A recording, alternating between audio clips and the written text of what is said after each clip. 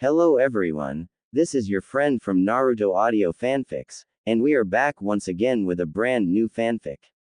Which is what if Naruto used only low-ranked jutsus and outsmarted the shinobi world with Anko Mitarashi, Fu, Hana Inuzuka, Karui, Kintsuchi, Konan, Kuretsuchi, Mabui, Mei Terumi, Samui, Tenten Higurashi and Yugito by his side, Smart Naruto, Part 1. If you enjoy this story, don't forget to hit the like button, thumbs up, and subscribe to the channel for more amazing Naruto fanfics like this. So without wasting any more time, let's start today's fanfic. It was a peaceful morning in Konohagakure no Sato as many of the civilians were going about their daily lives. The lone exception was a little blonde boy running throughout the streets, hoping to shake his pursers. The boy hid between gaps of buildings while sticking in the shadows to conceal his bright orange jumpsuit. The blonde paused to catch his breath as he wiped the sweat off of his whiskered face. Green googles were fastened on his forehead as his bright blue eyes scanned the surroundings, eyeing his safe haven.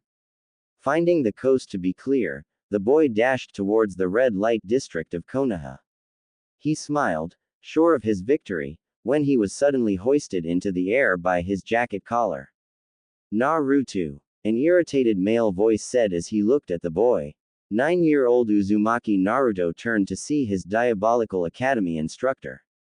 Gay. Naruto blanched. How do you always find me, Iruka-sensei? The boy asked, trying to struggle out of his captor's grasp. Yumino Iruka was an average-height chunin that served as an academy instructor. He wore blue shinobi overalls underneath his green flak jacket. Iruka's most prominent features were his brown hair that was typically tied in a ponytail and a scar on the bridge of his nose. We're going to the Hokage, where you'll explain yourself, Iruka said. He placed the young boy on his shoulder and walked towards the Hokage building, ignoring the various stares from the villagers of Konoha. Upon arrival, Iruka greeted the Sandaime Hokage, Sarutobi Hiruzen. Hiruzen was an elderly man that served as Konohagakure's leader. Despite his elderly appearance, many shinobis feared him for his vast arrays of jutsus. This eventually earned him the moniker, the Professor. As the strongest person in the village, his word was typically the law, but a few were beginning to undermine his rule. Hiruzen had initially retired from his position but was forced back into duty after the death of his successor. Ah, thank you, Iruka. I was hoping that you would be able to find Naruto-kun. The Sandaime said as he lit his pipe of tobacco. The scarred chunin bowed in recognition before dropping Naruto unceremoniously on the ground. Be a little gentle, will you, Iruka-sensei? The boy complained as he rubbed his sore behind. Before Iruka could retort to his student, the Sandaime intervened.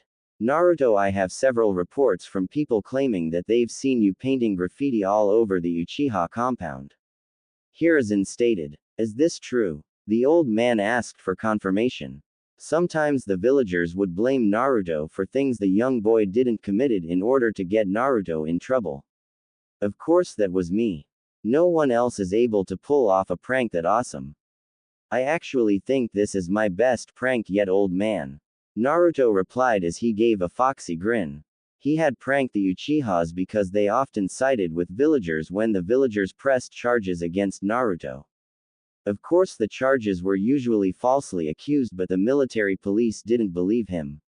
Show Hokage-sama some respect, Naruto. Iruka scolded as he wished his student would mind his manners. The Hokage could only chuckle as the two began bickering with each other. If only the rest of the villagers would treat Naruto like Iruka does. Hiruzen remarked sadly. He knew that the boy was hated for what he carried. The Sandaime had tried a variety of ways to make Naruto's life easier.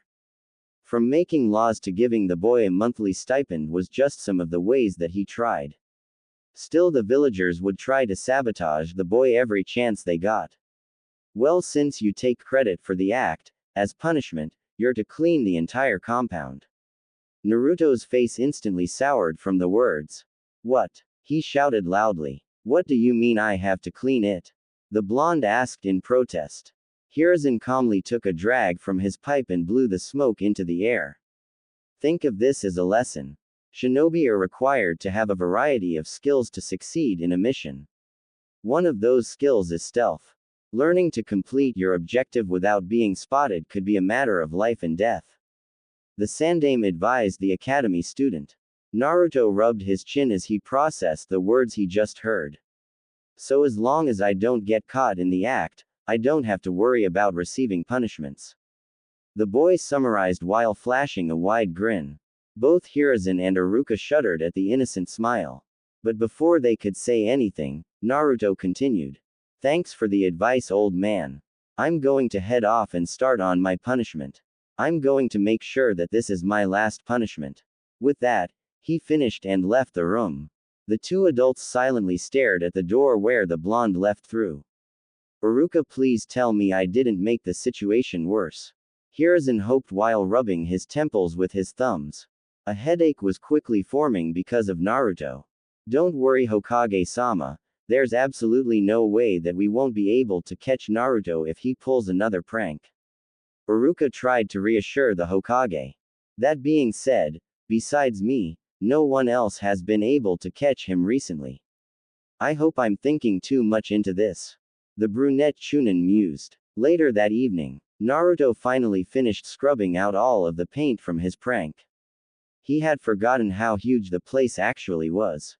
The Uchiha compound was located northeast of Konohagakure, isolated from most of the village. The compound spanned several acres, making it easily the biggest clan compound. Collapsing on the ground near the front entrance, Naruto remembered the Uchihas he saw during his cleanup. Almost all of them were subtly glaring at him or whispering things like, "Demon boy," behind his back. He did manage to see Sasuke, who was practicing on a dummy. Naruto usually didn't associate it with the other boy as they were stark opposites. Sasuke was the upcoming prodigy while Naruto was known as the dead last. The blonde was overly friendly while the Uchiha kept more to himself. This resulted in the two arguing whenever they saw each other. This time was no different as Sasuke said that Naruto was trespassing. They argued until the blonde eventually left to finish cleaning up. Naruto steadied his breath as he laid on the ground. Hearing footsteps coming towards him, Naruto turned to see a woman carrying a plate and a glass of water. The long blue-haired woman was wearing a dark blue kimono held together by a white sash. On the back of the kimono was the Uchiha symbol, a fan that was red on top and white on the bottom. Good job on cleaning up your prank. The woman smiled as she bent down on the ground. She placed the glass and plate in front of Naruto. The boy sat up and looked at her oddly. Who are you? Naruto pointed to her. And what's this? He then pointed to the plate that was holding several sandwiches. Oh, forgive me. The woman replied. I'm Uchiha Makoto and you are? Uzumaki Naruto. Nice to meet you, Dadbeo, he replied back while smiling. The lady in front of him seemed friendly. She hadn't curse or glare at him even after he told her his name. Dadbeo, why does that sound familiar? Makoto mused as an image of a red-haired female popped into her head.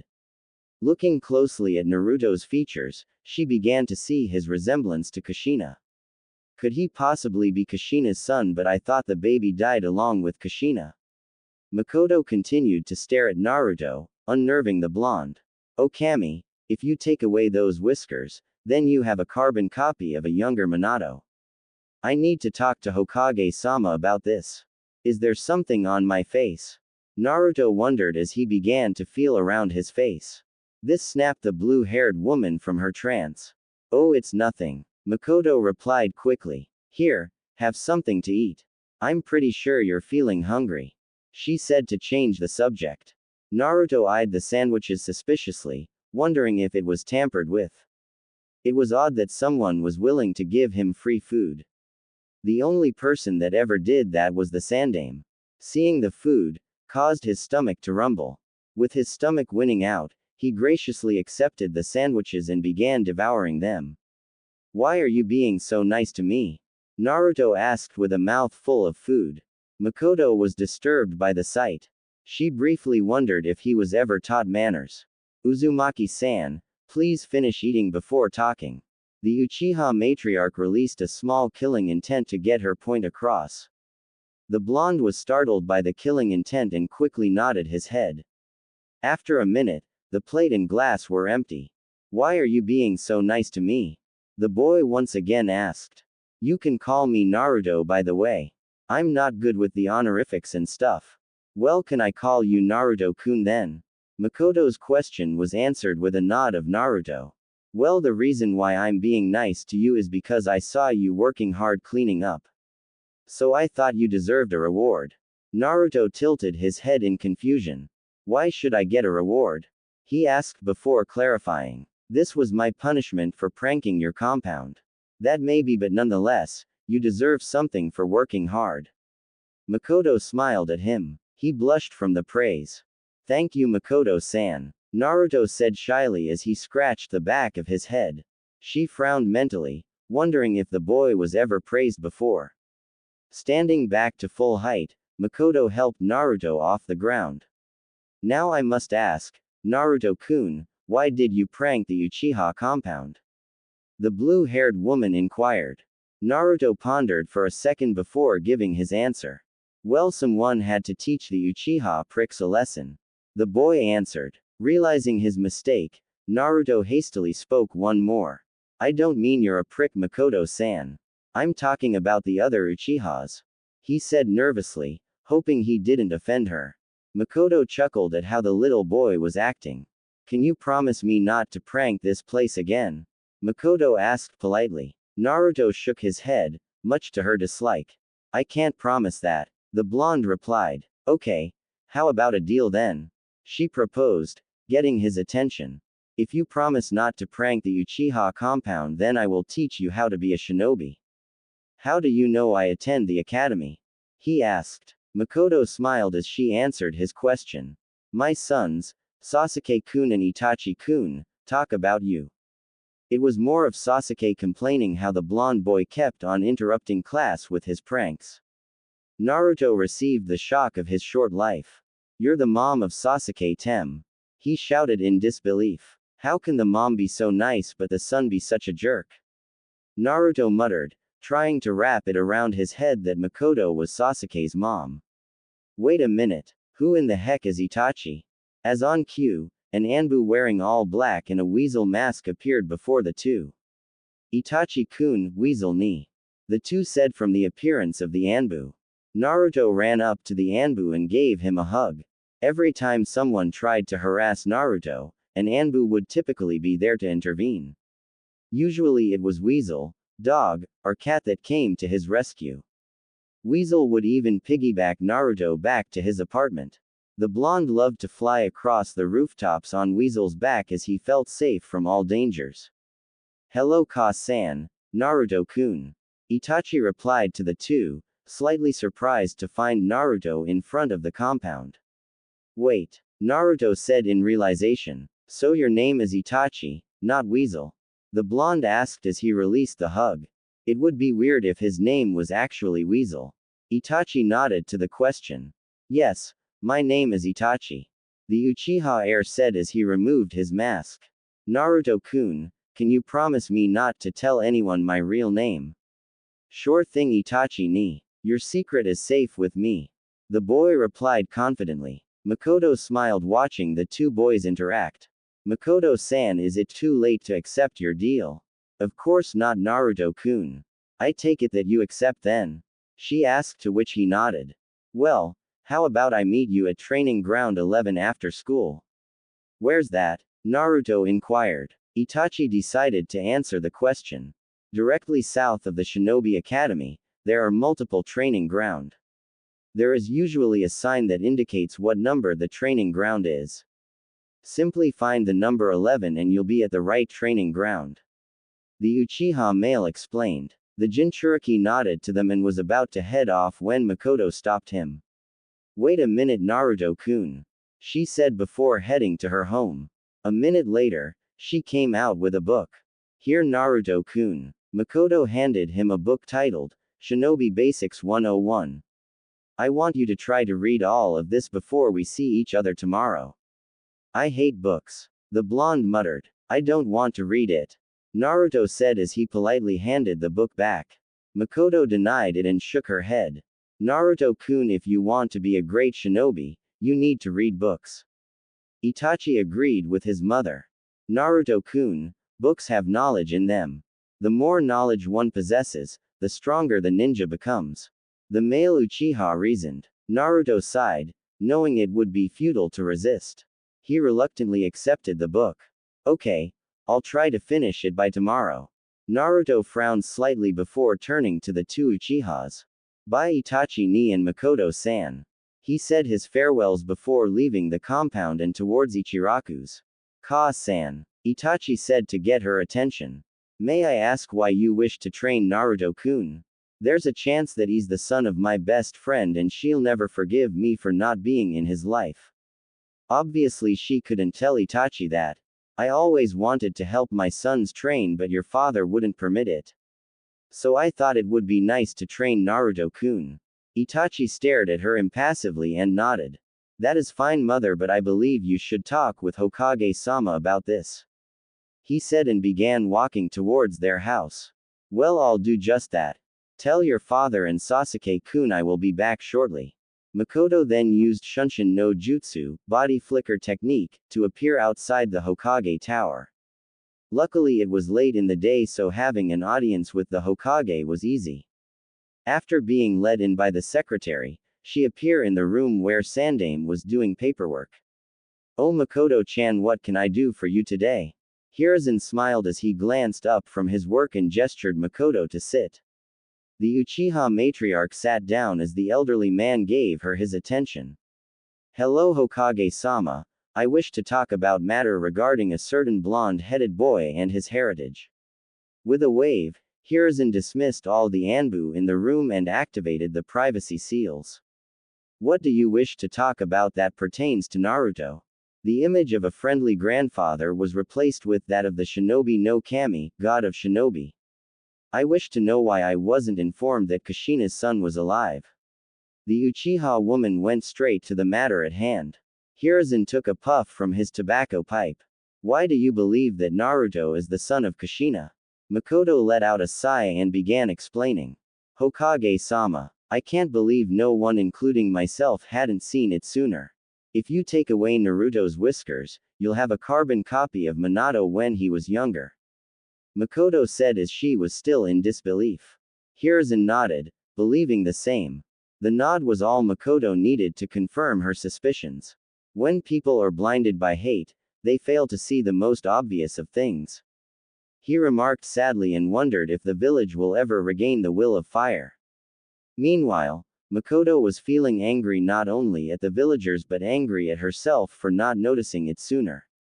Does he know about his heritage? She asked, even though she suspected that Naruto didn't know. Just like with the Kyuubi, his heritage is an S-class secret.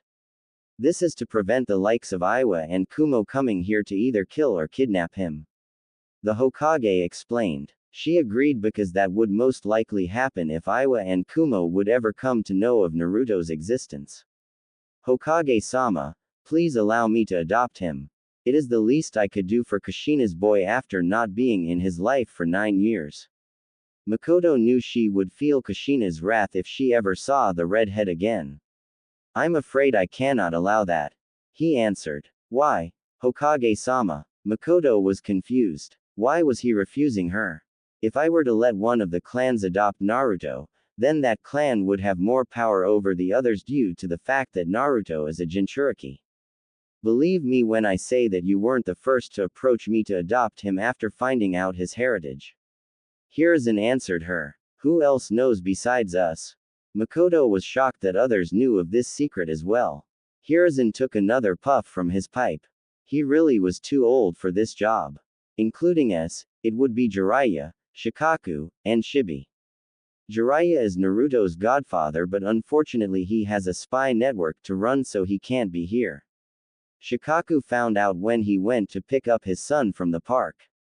He saw Naruto and immediately connected him to Minato.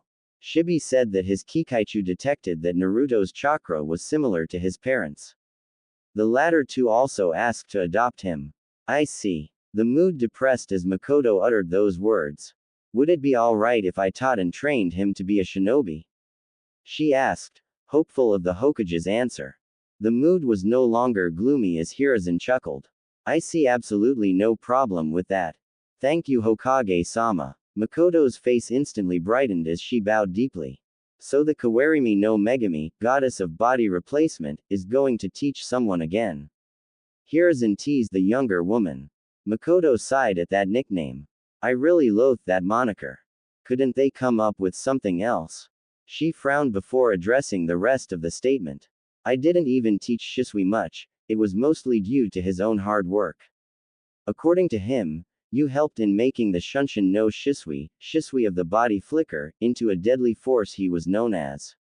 It's a pity that he committed suicide 2 years ago.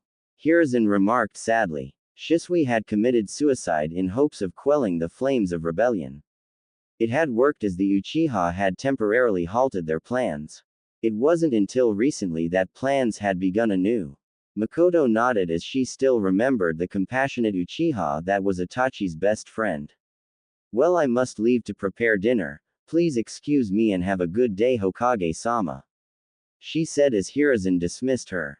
Makoto exited the building with a swirl of leaves. The Sandaime sighed as he leaned back in his chair. It's a pity that there aren't more Uchiha like you, Makoto. I can only hope that your clan doesn't do something hasty and actually try a coup d'etat. Hopefully I can patch things up soon. He turned back to his paperwork as the pile seemingly got bigger since he last saw it. I really need to look for a successor. On the way towards his 2-story apartment building, Naruto let out a heavy sigh. Graffiti of all colors decorated the wall leading towards his door. Words such as demon and die was commonly repeated among the writings. Naruto unlocked the door to his apartment room. He locked the door quickly after stepping into the apartment that the Hokage had brought for him when he was 4.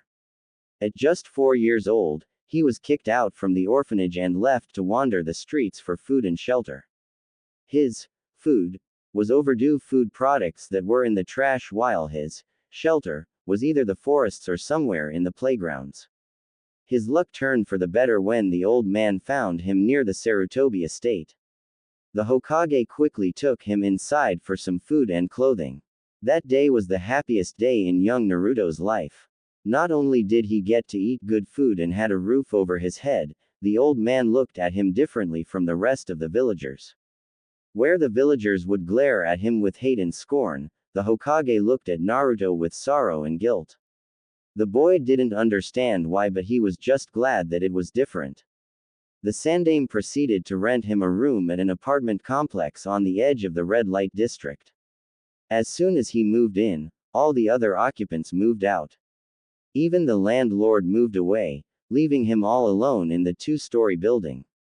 Even though Naruto didn't need to pay rent, he always wondered why people avoided him or downright hated him.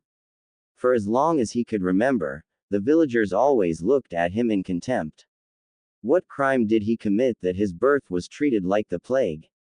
Naruto figured his parents must have done something horrible. They either died or abandoned him, making the villagers punish him for their actions. Naruto looked at the state of his desolate apartment room. The refrigerator, although in working condition, was mostly empty. Luckily, the cabinets were filled up to the brim with ramen cups. The day he discovered the food of the gods was the second happiest day of his life. Not only was it cheap, but it tasted amazing. The small brown table that he owned was found in a nearby garbage heap. Cuts of all sizes decorated the table as if it was made that way. His sofa was something he found in one of the abandoned rooms. At first it was in good condition, but now cotton stuffing puffed out from the tiers. One day, someone snuck into his apartment and ruined all of his furniture with a sharp object. Naruto could have asked the Hokage for help getting furniture, but he didn't want to bother the old man who had an entire village to run. Deciding a shower was the best course of action, Naruto placed his orange monstrosity, as his teachers called it, into the washer. After a long shower, Naruto donned a white sleeveless shirt along with black shorts. As he placed his orange outfit in the dryer for use tomorrow, he remembered the book that Makoto gave him. Grabbing the book, the blonde headed into his room. His room was vacant except for a single brown dresser and a spring mattress. He had found both in decent condition in the other, abandoned, apartment rooms. Plopping down on the bed, he looked at the book. Naruto hated reading books with a passion. To him, it was all a bunch of big words mixed together to make long, confusing sentences. Whenever he asked the teachers to explain them, they would spurn him and call him an idiot for not understanding. With reluctance, the blonde opened the first page of the book. A note fell from the book and landed on his stomach. Naruto grabbed the note and read its contents. To Naruto-kun, if you found this note, then you listened to me and attempted to read the book. Great job on following my orders and you avoided punishment when we meet tomorrow. Naruto's sweat dropped at that sentence. Makoto was such a nice person, there was no way she was going to punish him, right? Shaking himself out of his thoughts, he continued reading the rest of the note. I know some words will be difficult for you to understand, so I want you to write down those words on a piece of paper and we'll discuss them tomorrow. I want you to know that reading this book will help you on the path onto becoming a ninja. If you don't believe me, this was Itachi-kun's first book. Without further ado, finish this book before we see each other tomorrow. Your future sensei, Uchiha Makoto. Naruto couldn't believe this book was once Itachi's. The male Uchiha was one of the strongest shinobi he had ever met. Granted, the blonde hadn't met many shinobis, but he was sure that Itachi was strong. Deciding not to waste any more time, Naruto dove into the first chapter and began reading silently. A shinobi is a trained warrior that uses chakra. He's not a common bandit because he has a home to protect. That home is Konohagakure no Sato. In every Konoha shinobi dwells the will of fire. The will of fire is a belief that every shinobi loves, believes in, cherishes, and fights to protect the villages previous generations had done before them. This belief is what allows Konoha to survive 3 great shinobi wars and invasions from other villages. Naruto brought his hand up to his chest. Is it possible for me to have the will of fire as well? Can I honestly protect the same people that scorn me? Gigi once said that a Hokage protects his people. Maybe that's the same thing. Naruto thought to himself as he continued reading the book. While reading, Naruto jotted down several words that he was unsure of on the back of Makoto's note. Different topics came up in the book such as stealth, traps, chakra, jutsus, and etc. There was so much that he didn't know. Did his classmates learn these things when he wasn't in class? He decided to finish the rest at school tomorrow to make sure he wasn't late for class in the morning. Who knows, maybe I won't be kicked out this time. Naruto thought as he drifted into slumber. Next day asterisk. The sun directed its rays at Naruto's face, causing him to twitch slightly. Blue cerulean eyes slowly opened and went towards his alarm clock. Noticing that he was still early, Naruto took a quick shower, put on his jumpsuit, and had a cup ramen breakfast like always. The blonde grabbed the book from his bed, shoved it into his bag, and headed out of his apartment. Before he left, he made sure to lock his door. He didn't want anyone breaking into his apartment again. Finishing his preparations, he scurried off to the academy. When Naruto arrived to the class, he was greeted with an almost empty classroom. It seemed only a few people were here early. Not like any of them were his friends anyway. Naruto moved towards one of the window seats and pulled out the book and his notes, in case he came across any difficult words. He resumed reading where he left off last night. Naruto didn't notice the perplexed glances that his classmates gave him as they walked into the classroom. Most shrugged it off and went to talk to their friends. A black-haired boy, with his hair styled in a pineapple shape, and a brown-haired boy arrived in the classroom together like always. The black-haired boy was Shikamaru, the heir of the Nara clan. His clan was known for their intelligence in using deer antlers to make medicine.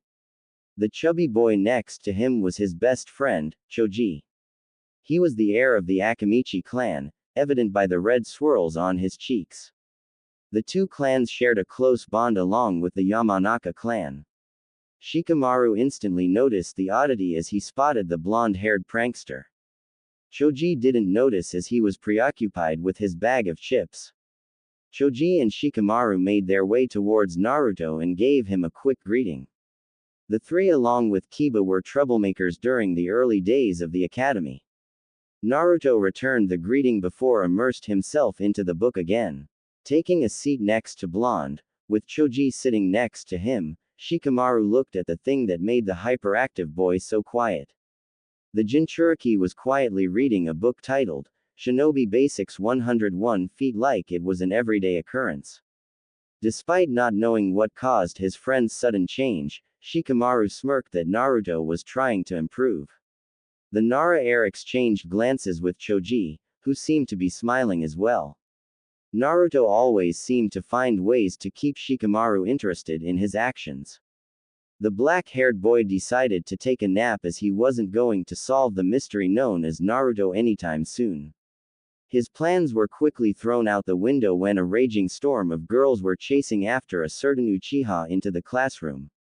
Of course, the two in front of the other girls was a girl with platinum blonde hair and a girl with cherry blossom pink hair. The platinum blonde girl had her hair tied in a high ponytail with a bang covering the right side of her face. She was Yamanaka Ino, the heiress to the Yamanaka clan. The girl Ino was bickering with was Haruno Sakura. The two were best friends until they discovered that they were crushing on the same boy.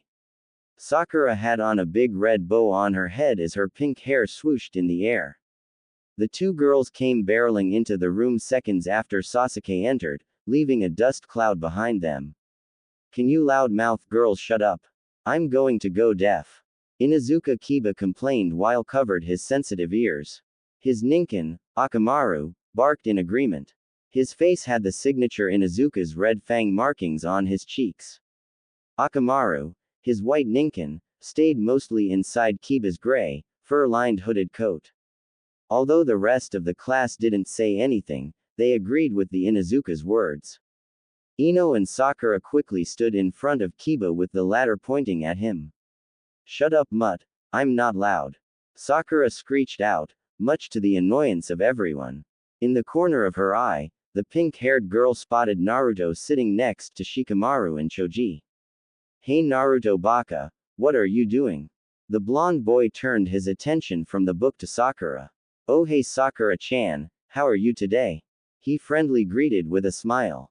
He didn't catch the insult that she attached to his name. She replied with a fist to Naruto's noggin. "I told you not to call me that Baka." Ino chimed into the conversation. "Seriously though, what are you doing?" She was curious on what made the fellow blonde sit still. Normally he would be too busy plotting some elaborate prank to even attend class. Naruto showed the two girls the book. "I'm reading this book." Laughter erupted from the class with the exception from Sasuke, Aburame Shino, Shikamaru, Choji, and Hyuga Hinata. The latter three frowned that everyone was laughing at him. "The dead last is reading. I'm surprised that you even know how to read." Kiba barked in between laughter. "I mean, how's reading going to help you? You'll always be the dead last." More laughter was heard after Kiba spoke. Naruto was livid at his classmates for mocking him. He was simply sitting and quietly reading without bothering anyone. What more could these people want from him? The Jinchuriki was about to talk back to Kiba when he was interrupted by a lazy voice. "You guys should really shut up. I can't sleep with this racket," Shikamaru said as he lifted his head up from his napping position. Shikamaru looked at Naruto. "The Dobi is reading." The Inuzuka pointed towards Naruto. "I have eyes, I can see that he's reading. Everyone that isn't blind can see that he's reading. If you look closely at the title of the book he's reading, then you would understand." The class looked at the title of the book that Naruto held. Before anyone could comment, Shikamaru continued talking. "Naruto knows that he's currently dead last in the class right now. So what does he do? He's trying to get better so he doesn't stay there. He's actually taking his shinobi career seriously compared to most of you." His lazy voice was somehow able to silence the crowd. The Nara heir turned towards the Kiba. "Personally, I don't understand why you're laughing at Naruto. You're currently the third to dead last in the class, barely ahead of Naruto. Kiba fumed at the end of Shikamaru's words. I don't know why you're talking, Shikamaru, you're second to dead last. Kiba smirked at his apparent victory. You're right. The black-haired boy agreed. But you don't see me boasting about my position, nor do you see me belittling Naruto. I'm content with doing minimal effort to pass. You, on the other hand, better watch out before Naruto passes you up. The entire class, including Naruto, was stunned silent after Shikamaru finished talking. Before anything else could happen, Iruka and Mizuki walked into the classroom. Iruka's brow rose at the quietness of the classroom but ignored it in favor of beginning the day's lecture. Everyone quietly took their seats. Ino and Sakura didn't argue who sat next to Sasuke either. Iruka began today's lecture on the elemental nations. Naruto regained his composure as soon as the teacher started. He flashed a genuine smile instead of his usual fake smile. Thanks for helping me out, Shikamaru. Shikamaru just smirked at the blonde. What are friends for? The pineapple head then laid his head down and drifting off into his nap. Choji held out his chip bag towards Naruto, an Akamichi sign of friendship. Naruto took a chip from the bag and nodded a thank you to Choji. They both smiled and returned their attentions elsewhere. Choji went back to eating his chips while Naruto just smiled with the thought of having new friends. After school, Naruto rushed to training ground 11 as soon as class ended. Class was refreshing as he actually learned something and wasn't kicked out by the teachers. After some searching, he finally found the grounds he was looking for. When he entered the training ground, the blonde saw Makoto. Training ground 11 was ordinary compared to the other grounds. It was an empty grass field with nothing surrounding it. On the edges, there was several benches and tables. Instead of a training grounds, it looked more like a park. Hello, Makoto-san, the boy shouted as he headed towards the woman. She returned the greeting with a smile. How are you, Naruto-kun? I had an awesome day.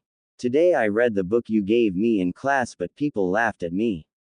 Naruto frowned as he recalled the incident. Makoto frowned as well but decided to let the Jinchuriki continue talking. My friend Shikamaru told off the people who laughed at me. I didn't even know we were friends.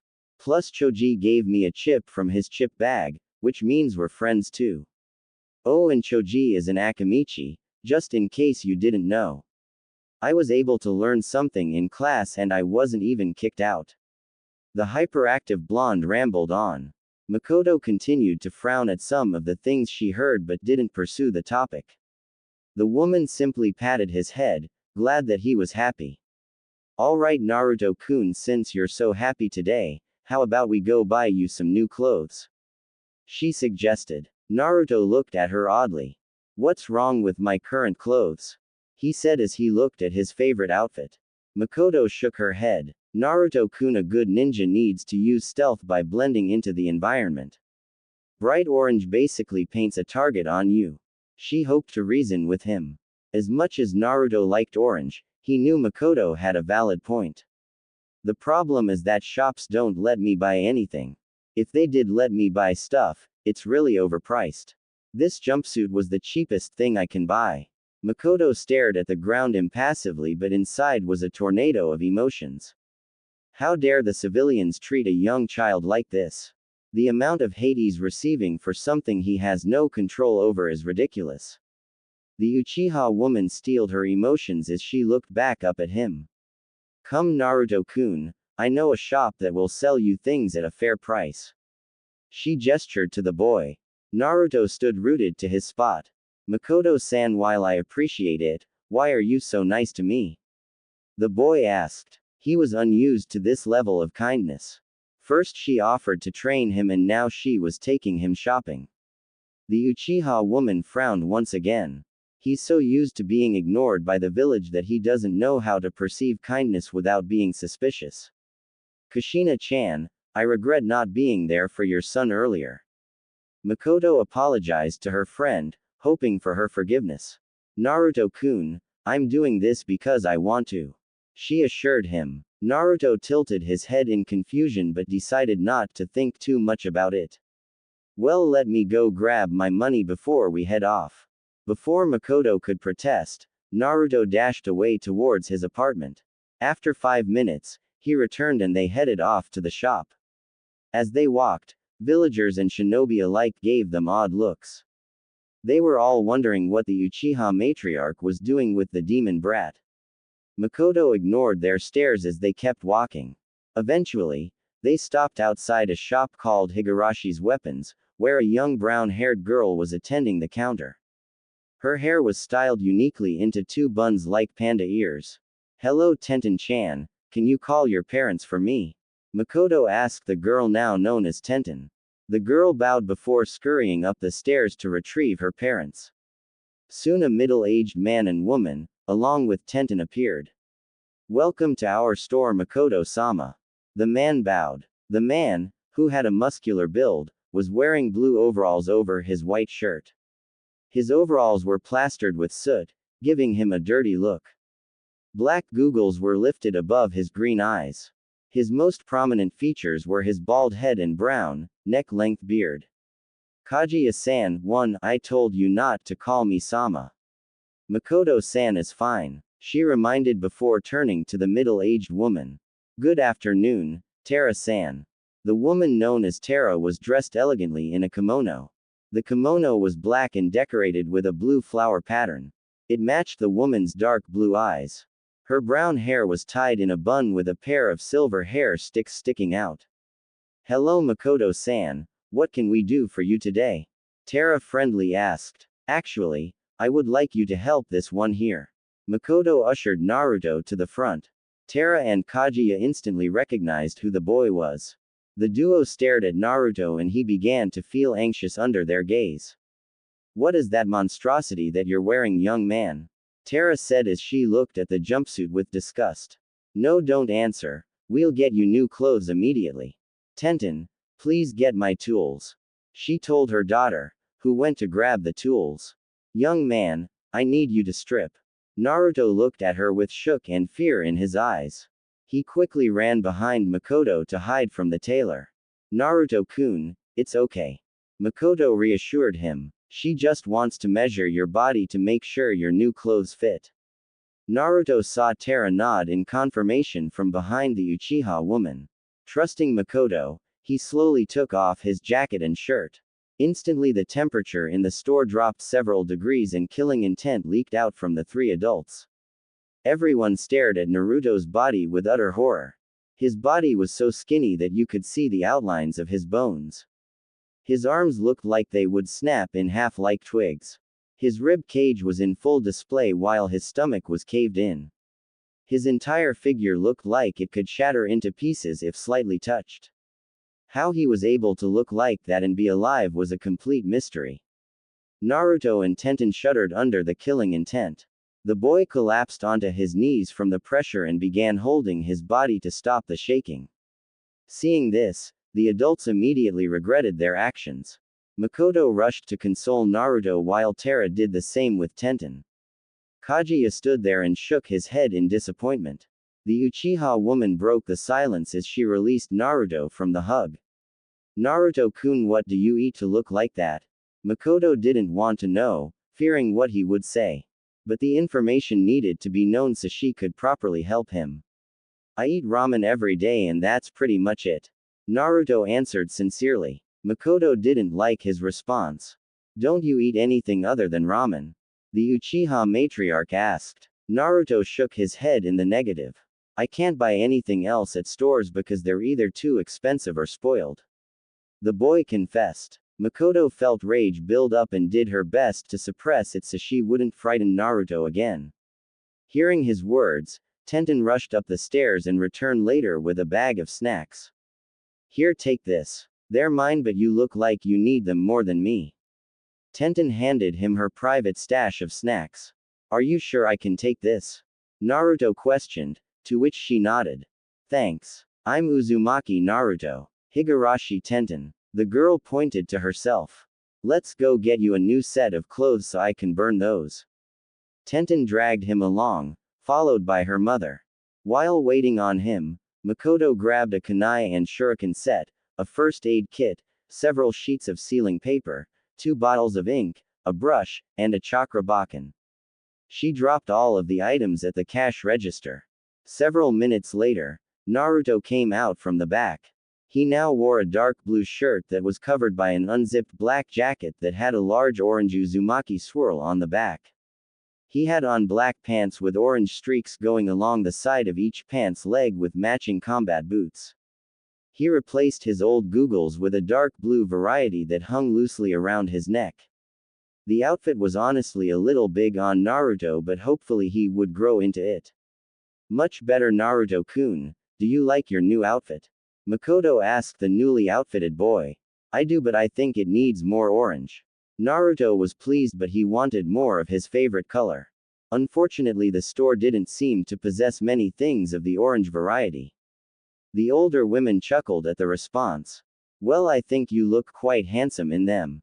Makoto complimented, causing Naruto to blush. Tara-san, can we have several sets of these clothes? She asked the tailor. Tara and Tenten went off to retrieve the supplies while Naruto made his way to the counter. What is all this stuff for? Naruto mused. I will explain this stuff to you later after we head to a few other places. Don't worry, you'll need these supplies for later. Makoto answered while Tara and Tenten returned with the clothes. Kaguya rang them up at the counter. Since you're a new customer, I'll make it 40% off the final price. It will come to 40,000 yen in all. Naruto retrieved his overstuffed frog wallet and pulled out the money. Makoto was shocked at the amount of money that Naruto had but chose not to dwell on it. Alright, I put all your things in this sealing scroll, you just add chakra to take them out. Come see us anytime you need anything. The blacksmith said. Naruto nodded and waved goodbye to the Higurashi family. Tenten quickly gave him a hug, which caused Naruto to blush slightly, and told him to start eating better. He promised that he would eat better after seeing everyone's expressions.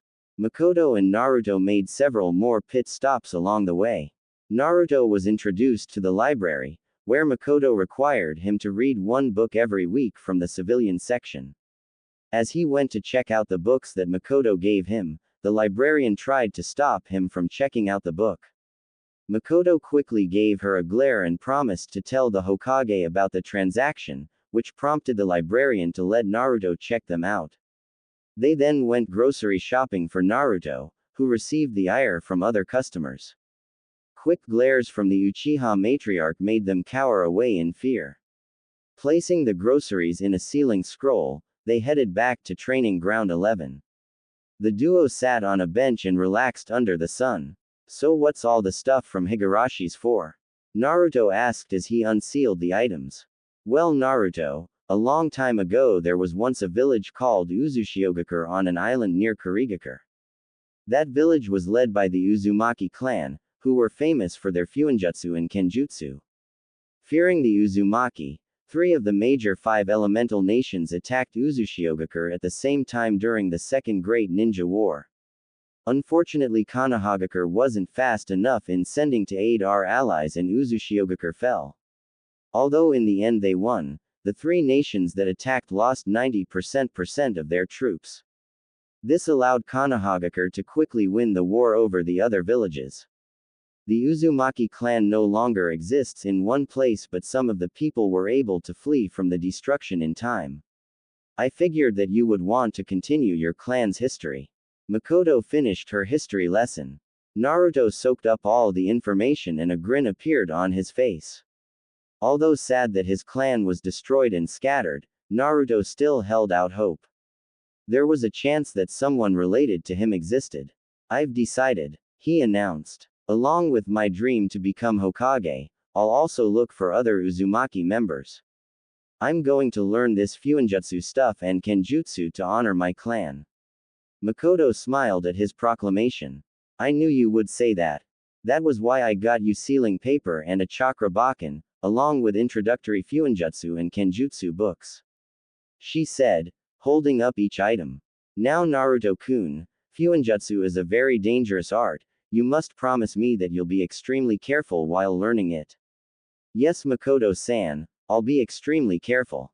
What is Fuinjutsu anyway? Naruto asked. Fuinjutsu is the art of sealing. It's very complex, so complex that it's considered a dying art. That being said, Fuinjutsu is also very helpful, as you can tell just from the sealing scrolls. Makoto commented. She also told Naruto that there was also a Fuinjutsu expert in Konoha, but he wasn't in town at the moment. I guess I'll ask Hokage Gigi about Fuinjutsu when he has time. What is a chakra bakken? He asked. Naruto knew what the two words meant separately but not when combined. Makoto held up the bakken. If you apply chakra to this bakken, it gets heavier. This is used so you can get used to the weight of a real katana when you manage to get one. It's mainly used for training purposes. She explained. He then asked Makoto if she knew any kenjutsu teachers. The Uchiha shook her head no, but said that there were plenty of kenjutsu users in Konoha, so he might meet one someday. While Makoto was a kenjutsu user, her style relied on the use of her Sharingan. They then reviewed the book that Naruto read yesterday. They went over the words he didn't understand and reread the more important chapters. So when am I going to learn a super awesome jutsu? Naruto asked with sparkles in his eyes. Before I answer that, Naruto-kun, can you tell me what the 3 basic academy jutsus are? Makoto asked. It's Kawarimi no Jutsu, body replacement technique, Bunshin no Jutsu, clone technique, and Henge no Jutsu, transformation technique. Naruto answered. Well, did you know that when I was in active duty, that my alias was Kawarimi no Megami, goddess of body replacement? Makoto said. Although she wasn't exactly proud of the name, she was hoping to get his interest. Naruto stared at her like she was crazy. Why are you called that? The blonde wondered. There's so many jutsus that are much cooler than the Kawarimi no Jutsu. Makoto nodded at his question.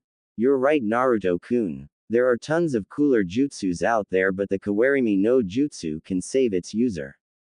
Even if you have a cool jutsu to use, most of them can't help you escape from certain death like Kawarimi. That's why I trained until I mastered the technique and was able to escape my enemies a countless number of times. Just because a jutsu isn't as cool as another jutsu doesn't mean it isn't as useful. If you master a low-ranked jutsu and know how to use it well, isn't that better than using a high-ranked jutsu at half the power? She finished. Naruto processed everything that Makoto had said. It was true that every ninja knew Kawarimi no Jutsu because of how useful it was. You're right, Makoto-san. I'll master the low-ranked jutsus first before trying to learn the high-ranked jutsus. Makoto smiled at the young boy. If you do master the low-ranked jutsus, the high-ranked jutsus become easier to learn. Plus, there are so many low-ranked jutsus out there that you can have a wide variety of different jutsus. You'll truly be the most unpredictable ninja out there. She incited him. Naruto loved the sound of that. He hugged Makoto as a thank you. Makoto could only return the hug she received from her best friend's son. Okay, we're going to start training and I expect you to work hard. Naruto got up, confidence exuding from his body. Yes, Makoto-sensei, I will be the best Hokage ever. Several months later. The past couple months were some of the happiest Naruto had ever felt in his life. The first time everyone saw his new clothes, they didn't recognize him at first. Shikamaru smirked and said, "You never cease to interest me, Naruto." He was also getting closer to his friends, Shikamaru and Choji. The blonde was even invited to their homes a couple of times. He enjoyed playing shogi and go with Shikamaru even though he always lost. The Nara boy had to go into his thinking pose several times when playing against Naruto due to the blonde's unpredictable nature. Naruto and Choji had eating contests and were currently tied. Naruto finally found someone who shared his love of the food of the gods. Naruto frequently ate at restaurants that the Akamichi owned because of the good food and the fact that he was welcomed there. The blonde was also made friends with Shino and Hinata. Shino was the heir to the Aburame clan while Hinata was the heiress of the Hyuga clan. Shino had bushy brown hair and often wore a pair of black sunglasses with his high-collared coat. He and Shino became quick friends when Naruto caught a golden Heracles beetle in the forest and brought it to class. The Aburame heir asked if he could have the beetle to see if could crossbreed it with his Kikaichu. Naruto obliged since he was going to release it anyway. That was the day that the blonde swore that Shino's eyes shined bright even though he was wearing shades. They got along well despite Naruto's hyperactiveness and Shino's stoic nature, as they both shared a logical outlook on life. Hinata had short dark blue hair and was usually very shy. Having Hinata as a friend was weird at first, due to the fact that she constantly fainted whenever they would talk. She fainted less now but still blushed red quite often. Naruto found that they both had a love for reading and even exchanged books from time to time. Naruto actually enjoyed reading a lot more now. He felt that he could immerse himself in a book and felt less lonely when reading.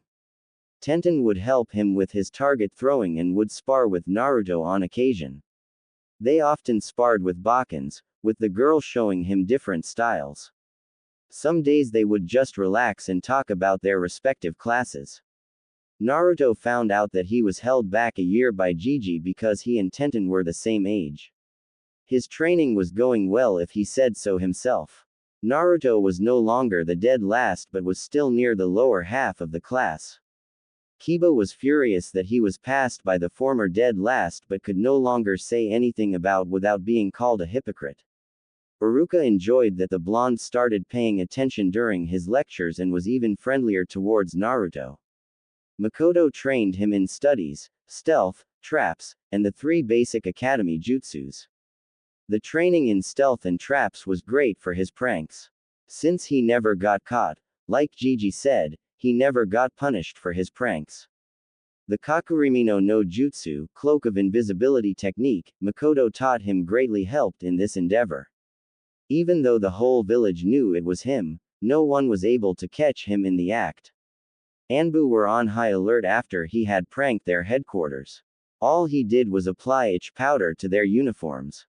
They even began using special code words for situations involving him. True to his word, he never pranked the Uchiha compound again. He only pranked specific Uchihas that irritated him. His training in the academy jutsus was going well except for the Bunshin no Jutsu clone technique. He was going to have to find a way to conquer it before graduation.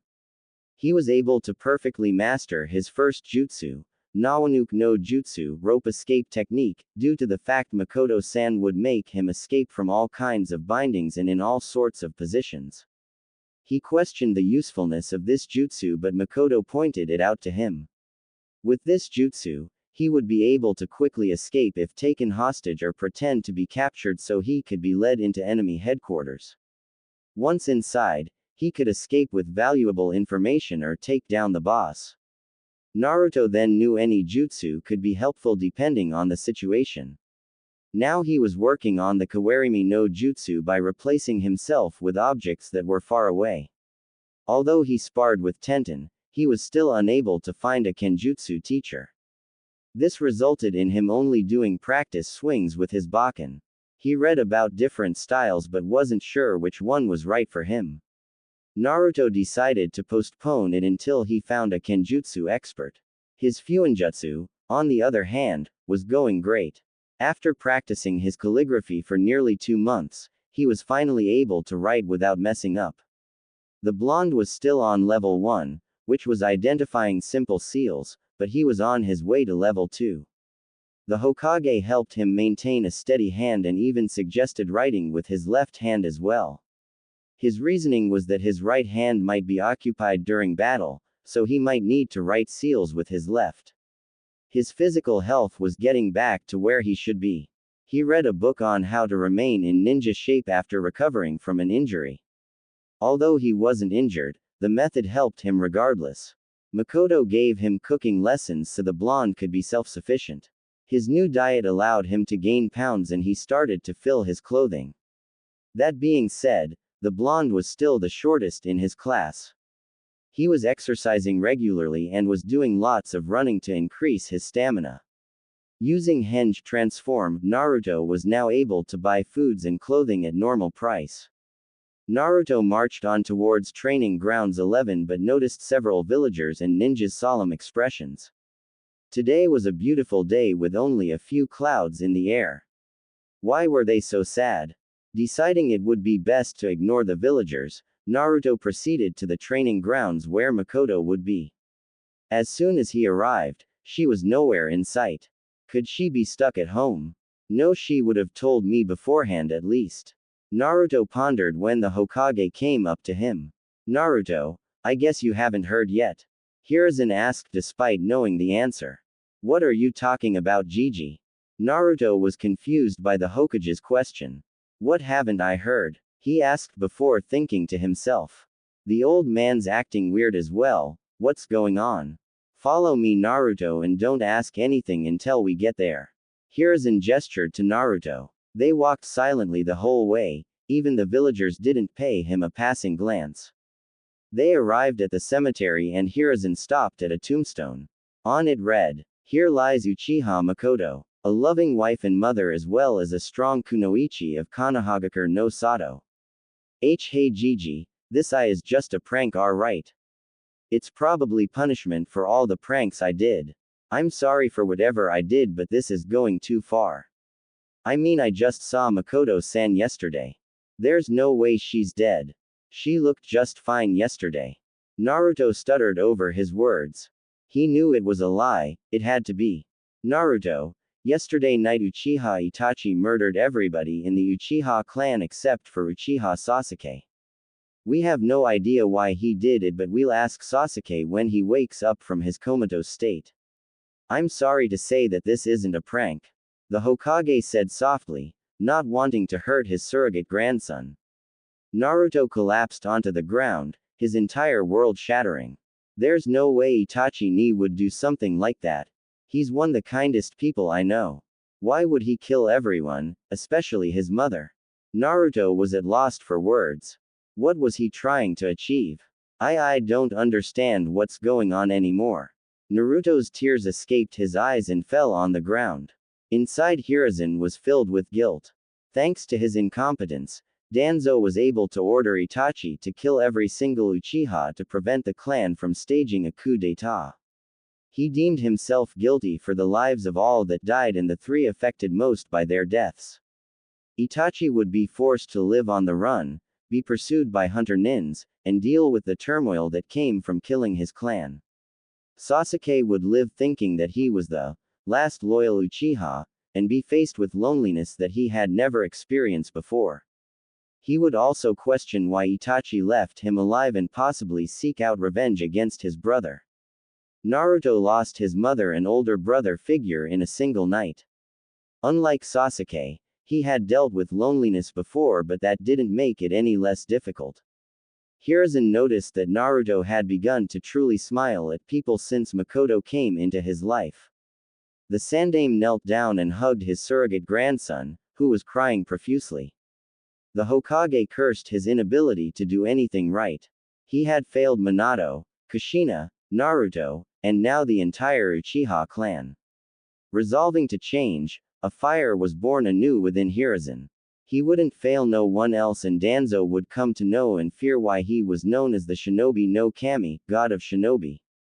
2 weeks had passed since the Uchiha massacre and life in Konohagakure had slowly returned to normalcy. Uchiha Itachi was placed in the bingo book as an S-class missing ninja for massacring the Uchiha clan. Uchiha Sasuke was placed under the care of the elders Udatane Kaharu and Mitokado Homura until he was 16 or became a genin. He was questioned about Itachi and the massacre as soon as he woke up. Sasuke responded with fits of anger when Itachi's name was brought up. Many civilians deemed it taboo to speak of Itachi's name in front of Sasuke when they heard how he reacted. Sasuke was readmitted into the academy as soon as he was deemed healthy. During his recovery, his fan club grew to insane proportions. Fangirls and fanboys were hoping to help the tragic hero, and constantly hounded him with gifts.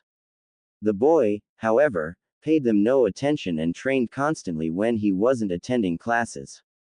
Our protagonist hadn't been attending class.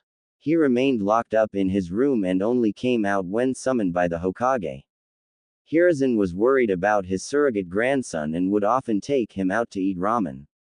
Naruto would eat a single bowl of ramen, thank the Hokage, and return home. Ayame and Tsuki were worried sick about their favorite customer. Naruto woke up from his slumber. To him, time seemed still and nothing was worth getting up for. He missed talking to Itachi and training with Makoto. Why did Itachi need do it? I don't believe it was to test his powers like the villagers are saying. Itachi ni is too kind for that. There's no way he was faking all of that. He loved Konoha as much as the next person. He would do anything for Konoha. Naruto tried to decipher Itachi's actions but was coming up blank. A light knock came from his door and Naruto grudgingly got up to open the door for the Sandaime. Except the person behind the door wasn't the Hokage, but his lazy Nara friend. Hey Shikamaru, what are you doing here? The blonde boy asked. Shikamaru said nothing while his eyes were scanning Naruto. Mom told me to come get you for dinner at our place, you troublesome blonde. The black-haired boy sighed at his friend. This was the first time he had seen the blonde in 2 weeks, but Naruto looked like a shell of himself. Naruto's clothes were ruffled and he had major bags under his eyes. Most likely from the lack of sleep and crying, seeing as his eyes were still red. Sorry Shika, tell your mom that I'll come another time. The blonde refused the offer and was going to close the door until a hand stopped it. Naruto, you don't understand what that troublesome woman would do to me if I don't bring you. Look, I know you don't want to go but do it as a favor for me. Shikamaru pleaded. Naruto sighed and nodded. He told Shikamaru to wait for him to get dressed. In about 15 minutes, the duo headed towards the Nara compound. On their way there, villagers directed their scorn at the young Jinchuriki. At least that's one thing that won't change anytime soon. Hopefully Shikamaru won't notice, but I doubt it. He's way too perceptive not to. Naruto thought as he walked. Like the blonde thought, Shikamaru did notice that their glares were directed to his friend. Those glares always appear whenever I'm with Naruto. Is it because of the pranks that he did? No, even a prank couldn't produce a look like that. Does it have something to do with the graffiti on his apartment wall? They were calling him a demon and telling him to die. Plus, all the adults seem to know something our generation doesn't. As always, everything with Naruto is so troublesome. Shikamaru's thoughts ceased as the duo arrived at the compound. Shikamaru directed Naruto to the backyard of the main house. Surprise! Multiple voices rang out as soon as Naruto came into view. Naruto stood there shocked at the people he saw. He saw his friends and most of their parents along with Ayame, Tsuki, the Hokage, and Iruka. He looked up to see a banner that read, "Happy 10th birthday Naruto." The boy had completely forgotten all about his birthday.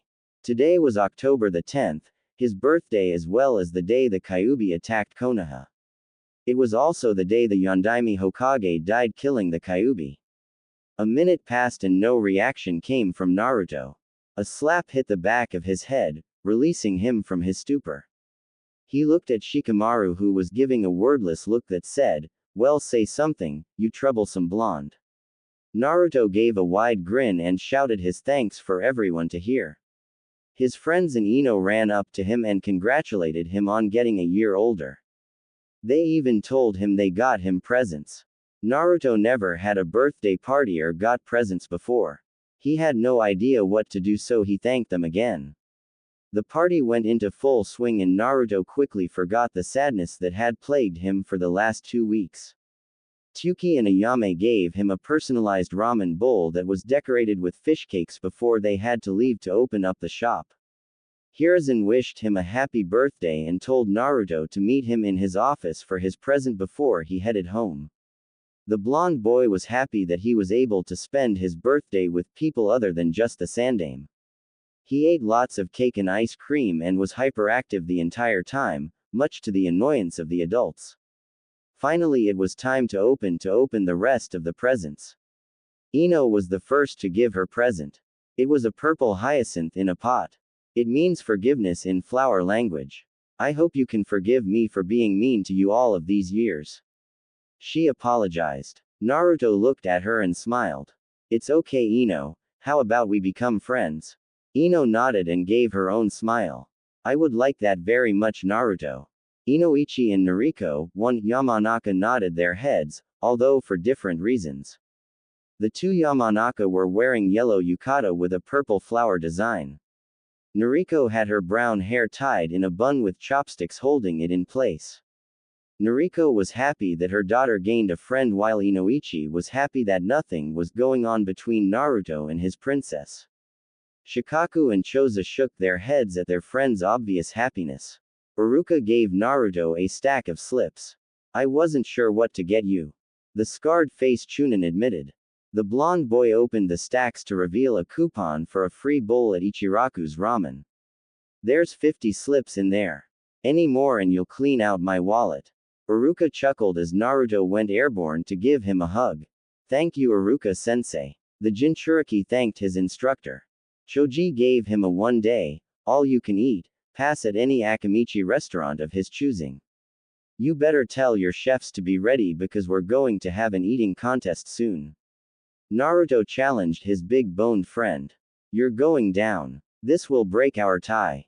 Choji shouted back. Choza and Chiharu, one Akamichi, grew pale and were rapidly making plans to gather extra supplies.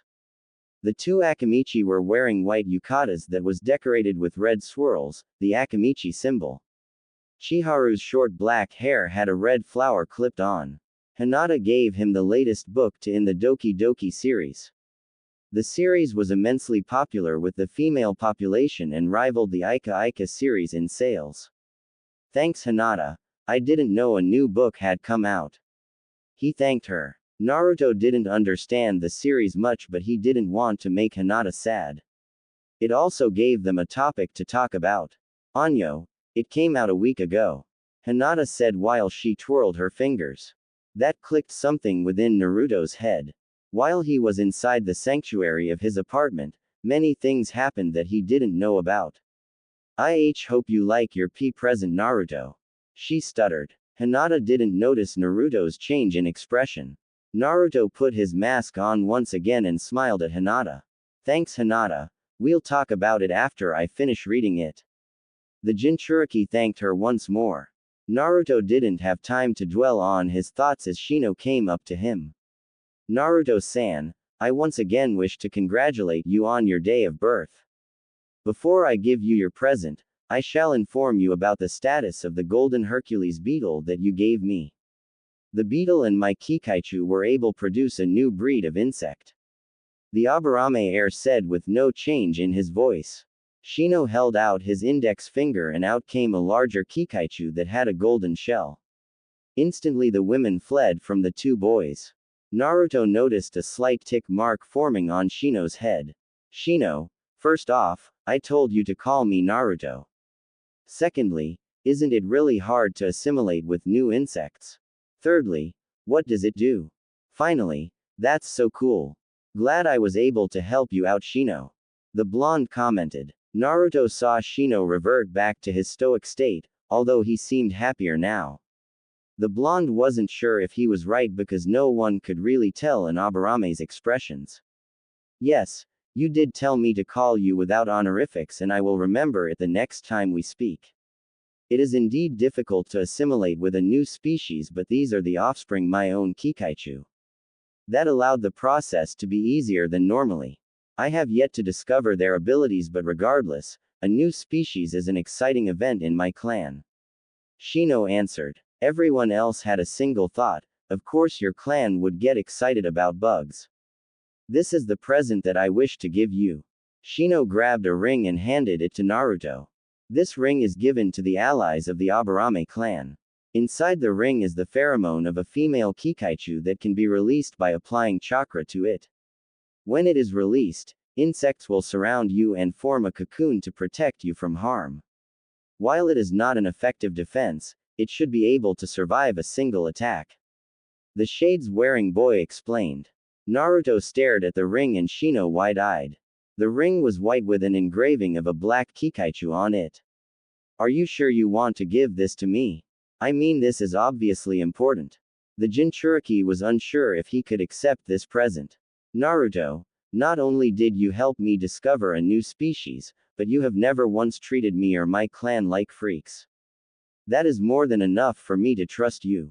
If you decline, that means you don't deem my clan as worthy allies. Shino said with no emotion. Naruto frowned at Shino's comment. Of course I think your clan is worthy allies. I'll gladly accept this ring, thank you Shino. Naruto said as he slipped the ring onto his middle finger on his left hand. Shino nodded as well as his father. Shibi approved of his son's choice and was glad that he was able to find a trustworthy friend.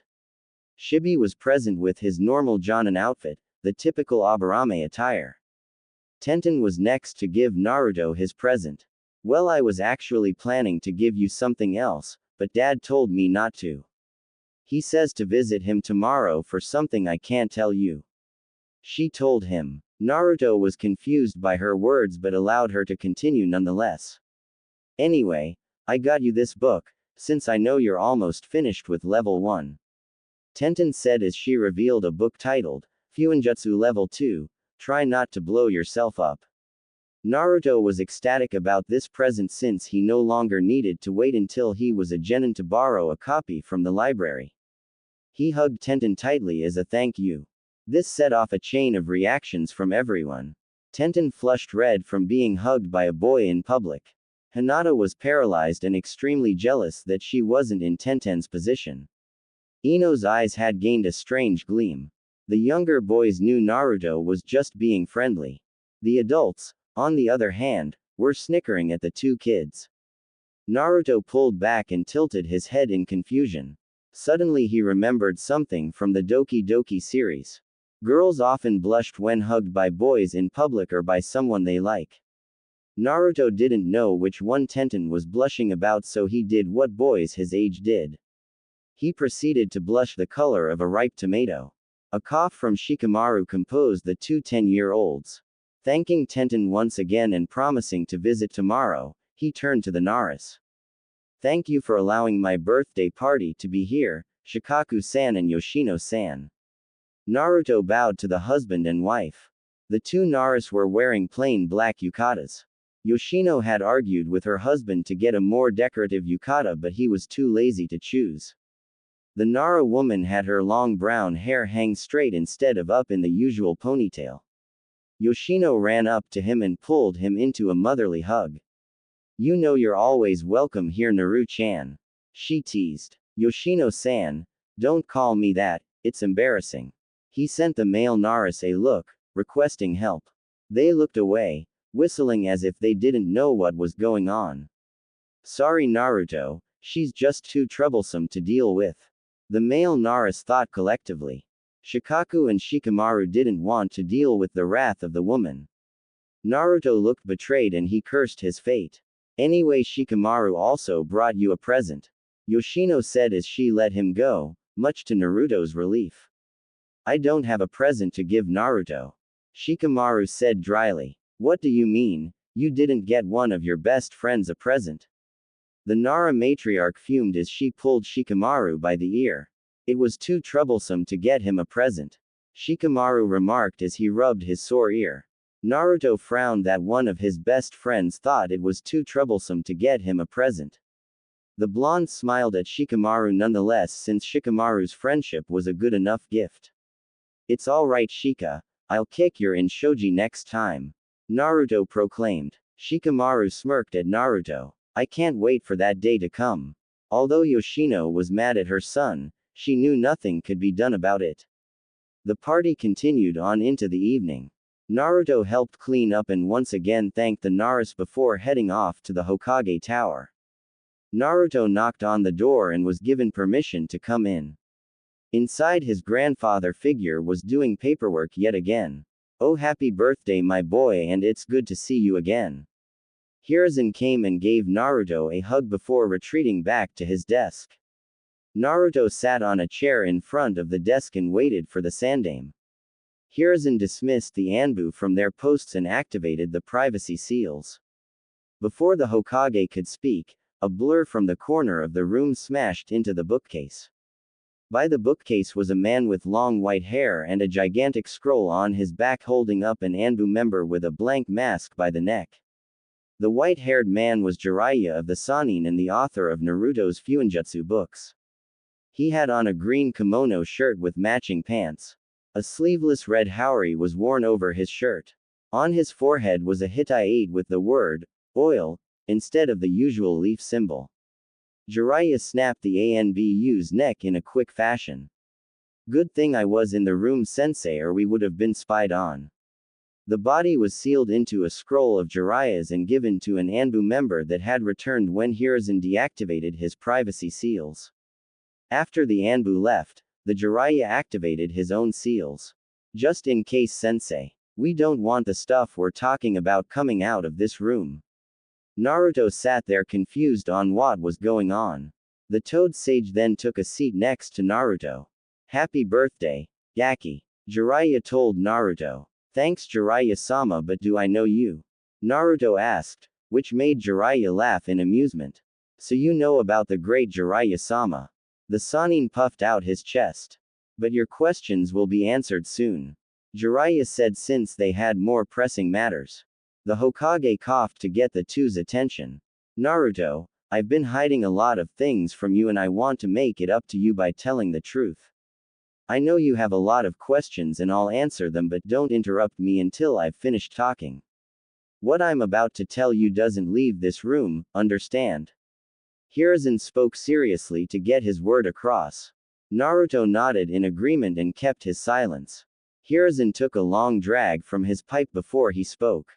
I'm sure you're wondering why the villagers hated you since the day you were born. On the day you were born, the Kyuubi no Yoko attacked Konohagakure. It tore the village apart with ease and was about to release its strongest attack on the village. Luckily, the Yondaime was able to teleport the beast away from the village. In the history books, it says that the Yondaime defeated the Kyuubi. That's not the truth and I was the one who fabricated it. The Kyuubi isn't actually alive, it's simply a ball of chakra or a biju. Since it isn't alive, it cannot be killed. The Yondaime was forced to seal the beast into a newborn baby in exchange for his life. The baby he put the Kyuubi in was you, Naruto. You're the Jinchuriki of the Kyuubi no Yoko. The Sandaime concluded. To say that Naruto was stunned was a massive understatement. His entire core was shell-shocked from the news and he could see why the villagers glared at him. They think I'm the Kyuubi, the same beast that killed all of their loved ones. Are they right? Am I the Kyuubi that terrorized Konoha? His thoughts were interrupted by Jiraiya. I've heard that you're learning Fuinjutsu, so you should know the difference between a scroll and a kunai. Jiraiya stated. In this case, you're a Jinchuriki and serves as the scroll to the Kyuubi's kunai. Naruto slowly nodded as he knew the difference but wasn't fully convinced. What's a Jinchuriki and is the seal secure? Hiruzen decided to answer his question. A Jinchuriki is a human sacrifice made to hold a biju. Including you, there are 8 other Jinchurikis spread out throughout the entire elemental nations. Of all the seals, yours is the most secure since the Yondaime was a level 10 Fuinjutsu master. Naruto's eyes widen over the fact that there were others like him. Were they hated and scorned just as he was? Are all Jinchuriki treated this way, and why do the villagers attack me if I'm the one keeping the beast contained? Naruto said calmly, but there was a hint of anger in his voice. If the villagers acted this way towards him, then the others probably had the same or worse treatment. A Jinchuriki's identity is usually kept hidden from the other elemental countries because they're often targeted for kidnap and assassination. The only known Jinchurikis are Roshi and Han of Iwagakure, Yagura of Kurigakure, and Kurabi of Kumogakure.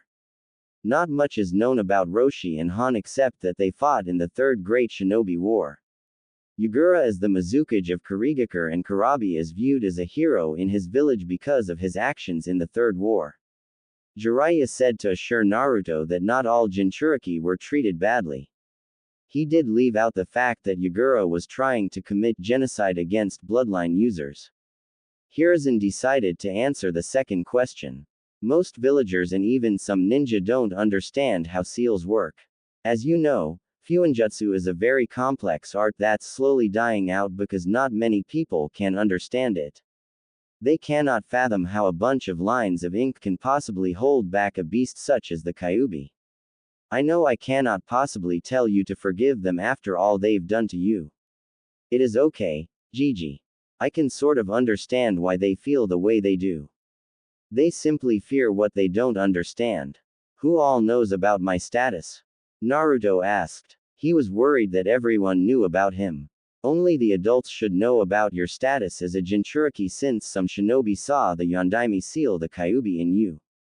Word got around before I was able to make a law that prohibited anyone to talk about your status, punishable by execution. The younger generation doesn't know about it. Hiruzen explained and he saw the relief that came to Naruto's face. Thank you for finally telling me and trusting me enough with this secret. Naruto stood up and bowed deeply.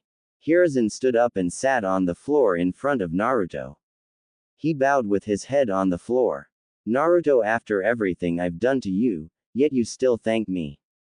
I don't deserve your thanks as I'm a failure as your grandfather. The Sandaime said. Hiruzen felt hands lifting his head and the same hands wrapping around his torso. Gigi, don't ever say that. I don't care what anyone else says. You're the best grandfather in the world and I can't be any happier. Naruto reproached. The grandfather and grandson wept in each other's arms. Both were feeling relief for different reasons, but they were happy to have one another. Jiraiya turned away from the scene to give the two some privacy while also wiping his own manly tears away. What would his fans say if they caught him crying over such a sappy scene? They finally released each other and went back to their respective seats. Smiles graced the faces of the males. But Hiruzen soon sported a frown. As you now know, Naruto, a lot of responsibility has been placed on your shoulders. I'm confident that you can handle it. The Hokage said with pride evident in his voice. Gigi, I know I'm not allowed to tell anyone about this, but can I tell Shikamaru and Shino? They're my best friends and I trust them not to tell anyone. Naruto pleaded to his grandfather. Hiruzen pondered his surrogate grandson's words. The Toad Sage answered for him. I think it'll be fine for him to tell them, sensei. They don't seem to be the type to judge. If the Gaki believes that they're trustworthy, why not believe in his choice of friends? Jiraiya proposed. The Hokage nodded a yes but told Naruto it had to be somewhere private. Thank you, Gigi. Is there anything else you need from me? The blonde asked. Hiruzen nodded. I have another secret I'm keeping from you, Naruto, and it's regarding the identity of your parents. I, however, cannot tell you their identities until you reach the rank of Chunin because of certain reasons. Please try to understand that we're doing this for your own good. The Hokage told the blonde. Naruto had only one thought on his mind. Did they, my parents, love me? He asked, hopeful of a good answer. Hiruzen's smile was one of remembrance. They loved you more than anything else. You were their treasure and they regret not being here to see you grow up. I know if they were here, they would be really proud of you. The Hokage replied. Naruto knew that meant they were dead, but he still smiled as his parents loved him. Thank you, Gigi. That should be everything, I presume. Naruto asked, but the Hokage pointed to his student. I have a present to give you as well, Gaki. The present is a godfather, or more specifically, me. Jiraiya shouted as he struck a pose. Your parents made me your godfather before you were born. Naruto's eyes widened at Jiraiya's words and quickly narrowed in rage. The young boy got up from his seat and kicked Jiraiya in the gut before following with an uppercut to the chin. Naruto took out his Bakken from its seal and applied chakra to it, making it the heaviest he could possibly handle. He dashed and did a side swipe to hit Jiraiya on the side. Naruto huffed and puffed from the exertion of his actions. Where were you for the past 9 years? I had no one that cared about me except for Gigi, Ayame-Nisan, Tuki-san, and Iruka-sensei for 8 years. I was beaten, abused, spitted on, ignored or glared at by the villagers every day of my life. My life finally got better when Makoto-san and Itachi-ni came into my life last year.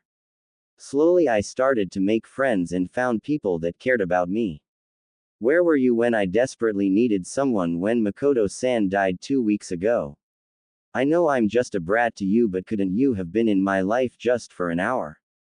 I understand that you have lots of duties to perform as a Sannin, but was it that hard to tell me you existed? I'm sorry, but I don't want to see your face anymore today. Naruto ranted all of his frustrations. The boy stormed out the room and slammed the door, leaving a downcast Jiraiya. Hiruzen watched his student. Why didn't you dodge his attacks? The Hokage inquired. Jiraiya slowly got up from the floor and sat down on the chair once more. I deserved that beating from him. The Toad Sage replied softly.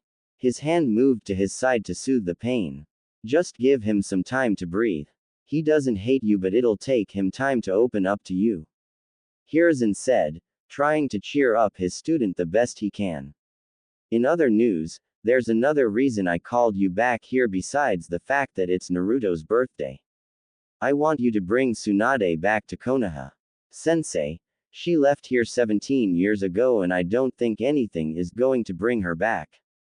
The white-haired man commented. Jiraiya knew that bringing back his teammate was an extremely difficult task, if not impossible. Tell her that I'll pay her debts with my finances and that I'll allow for a medic nin program to be made. If she still refuses, she'll be stripped of her rights as a Sannin and will be declared as a missing nin. Hiruzen responded. Also, tell her that Naruto is alive.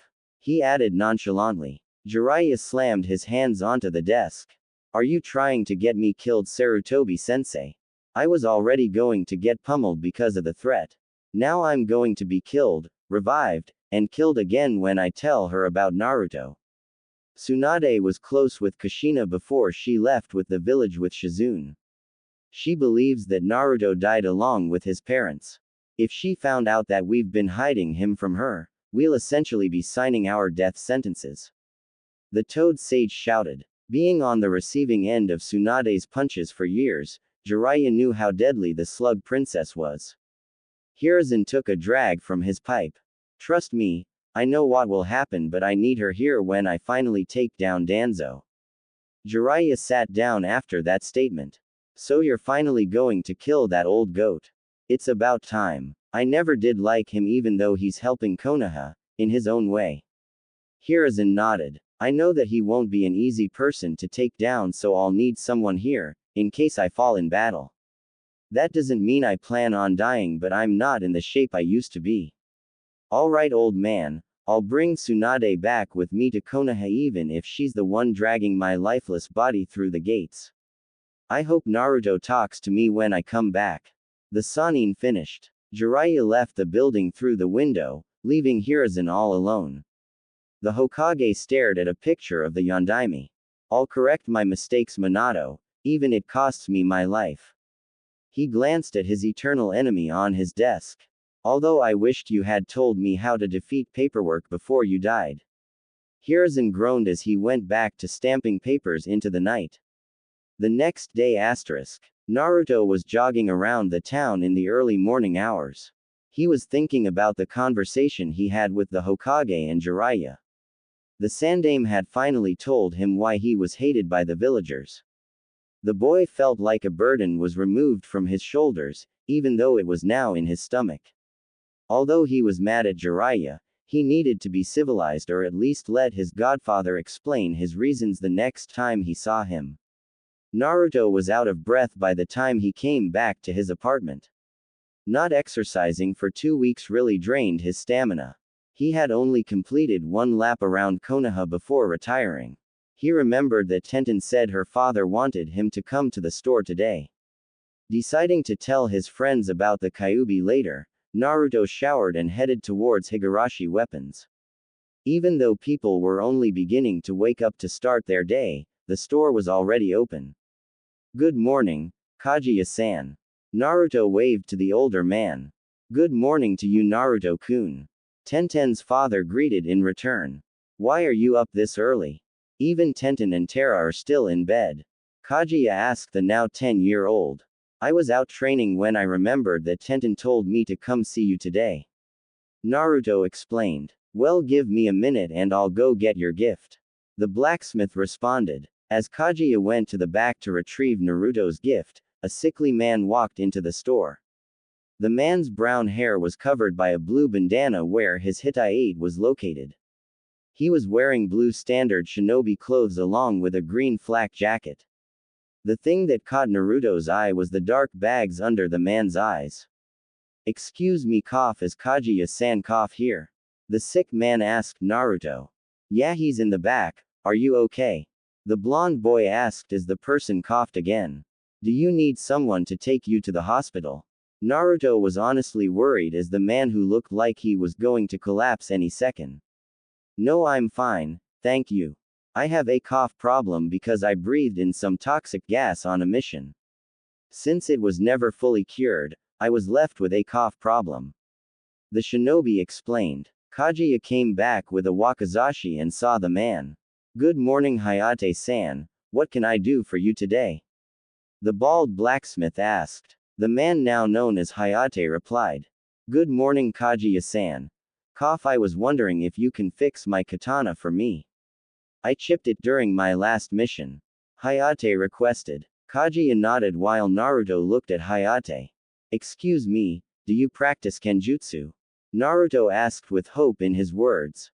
Hayate saw that he was being addressed and nodded. I'm one of the kenjutsu masters in Konoha, if I say so myself. Naruto smiled at finding a potential teacher. I'm sorry, I forgot to introduce myself. My name is Uzumaki Naruto and I'm actually looking for a kenjutsu teacher. The boy introduced himself. Hayate smiled as well. My name is Gecko Hayate and it's nice to see that someone young is interested in kenjutsu. I would be interested in teaching you but you don't seem to have a blade. The kenjutsu user replied. Kaguya interrupted the two. Actually he does have one, this one right here. Kaguya said as he held up a black wakizashi. This wakizashi is yours, Naruto-kun.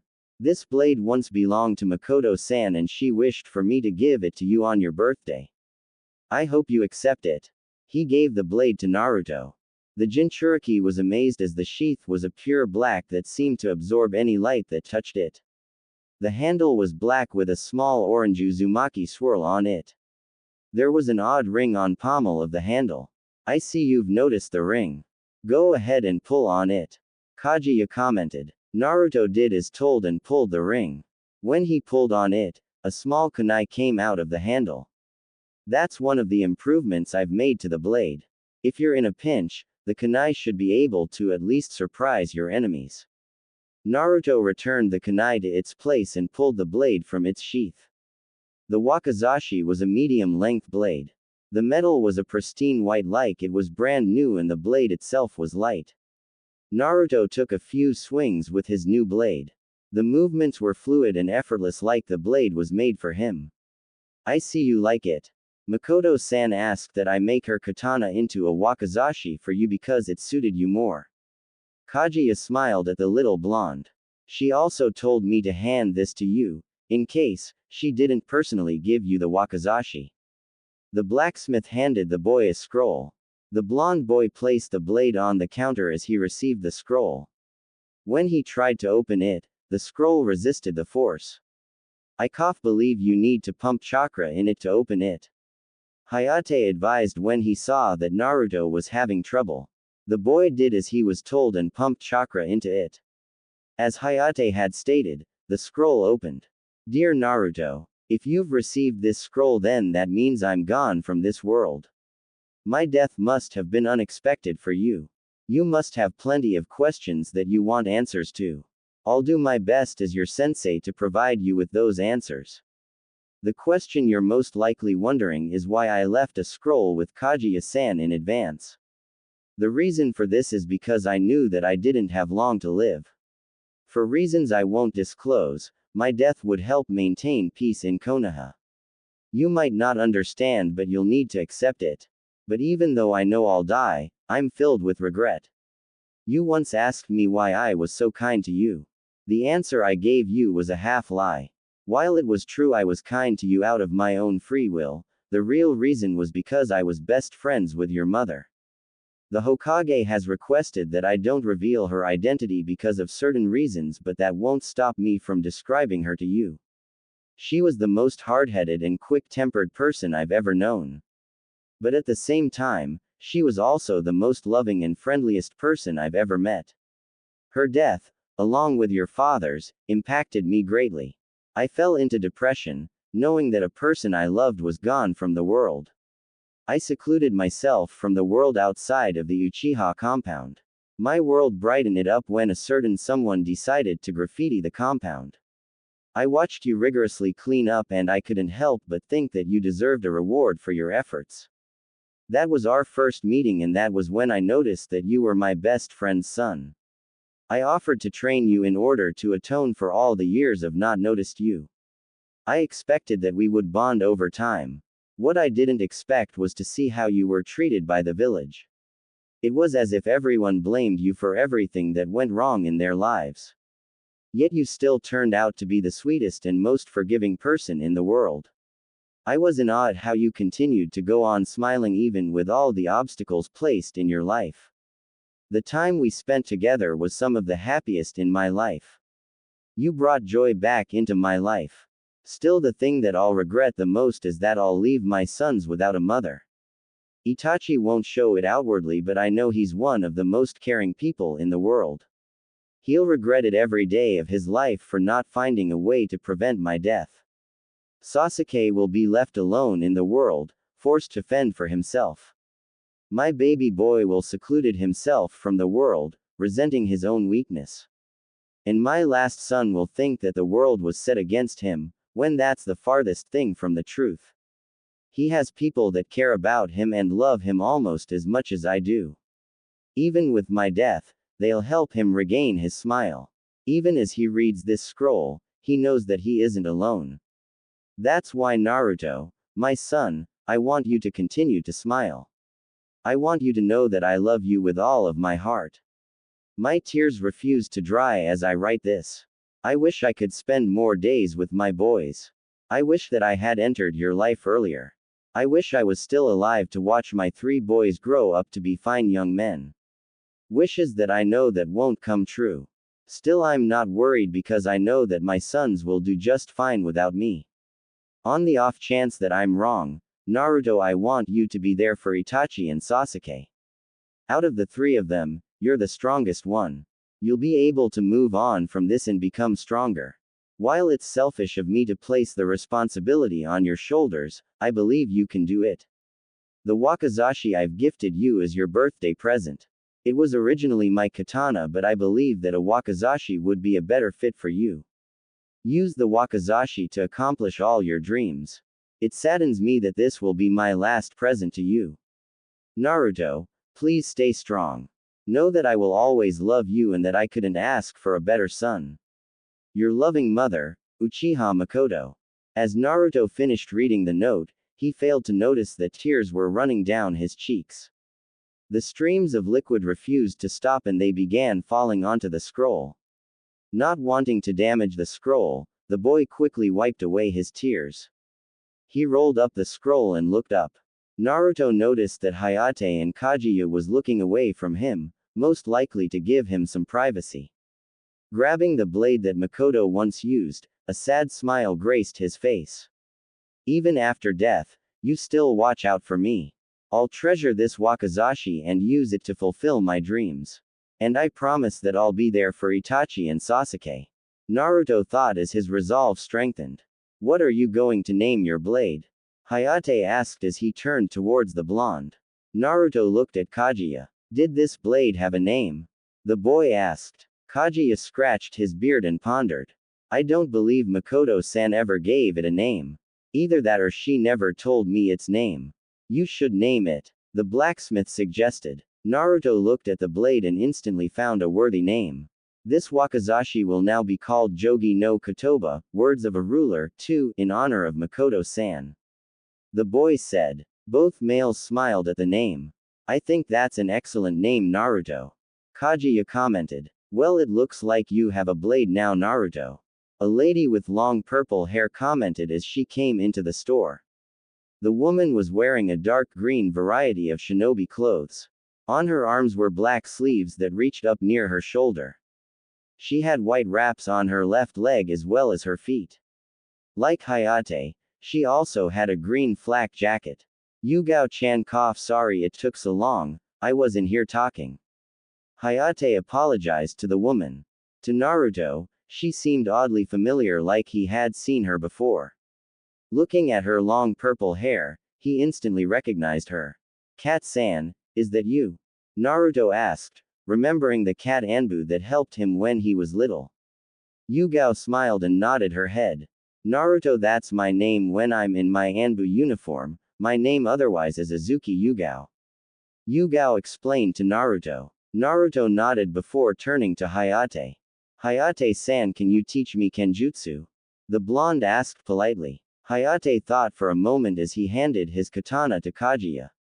Sure, but only if you pass my test. The Tokubetsu Jonin replied. You'll spar with Yugao-chan while showing me your skills. You don't need to win, just show me that I won't regret training you. Yugao put a hand on her hip like she was annoyed. Don't I have a say in this? The Anbu woman wondered aloud. Hayate promised that he'll make it up to her and she agreed that it'll be a date. The sickly man told Naruto to meet him and Yugao at training ground 12. The boy nodded and headed home to prepare his supplies as well as leaving the scroll from Makoto in a safe place. After gearing up, Naruto strapped his wakizashi to his waist and headed to training ground 12. It was easy to find due to the fact that it was next to training ground 11.